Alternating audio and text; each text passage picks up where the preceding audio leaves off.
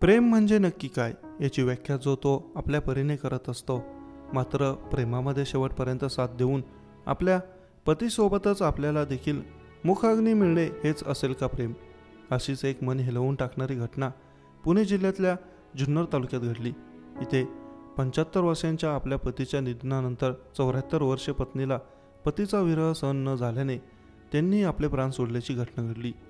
या घटनेने जुन्नरमध्ये हळहळ व्यक्त करण्यात येत आहे. जुन्नर तालुक्यातील धालेवाडी हे गाव. बबन रामभाऊ पठारे आणि पार्वताबाई बबन पठारे अशी निधन झालेल्या पती पत्नीची नावे. अंत्यसंस्कारावेळी पतीच्या मृतदेहाशेजारीच पत्नीचा देखील मृतदेह ठेवण्यात आला होता. दोघांनाही एकाच वेळी मुखाग्नी देखील देण्यात आली. यावेळी संपूर्ण गावाच्या डोळ्यात पाणी आलं. असं एकमेकांवर अतोनात प्रेम असलेले जोडपं आता या जगात नाही.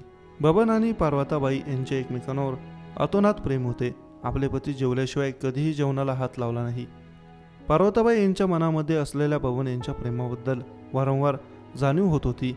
अगोदर त्यांना जेवायला घाल, मग मी जेवेल असे नेहमी पार्वताबाई आपल्या सुनांना व मुलांना सांगत असत. बबन पठारे यांना अचानक हृदयविकाराचा झटका आला. नातवाने त्यांच्या मित्राच्या मदतीने रुग्णालयात दाखल केलं, मात्र उपचारापूर्वीच त्यांचं निधन झाल्याचे डॉक्टरांकडून सांगण्यात आले. पतीचा विरह सहन न झाल्याने पार्वताबाई यांनी देखील आपले प्राण सोडले. आजकालच्या जगात असे एकमेकांना अतोनात प्रेम करणारे व्यक्ती शोधून देखील सापडणार नाहीत.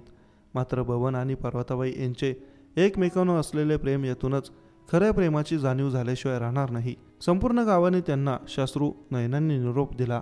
बबन आणि पार्वताबाई हे प्रत्येकाशी हसून खेळून बोलत असत, सर्वांना आपलं मानत असत.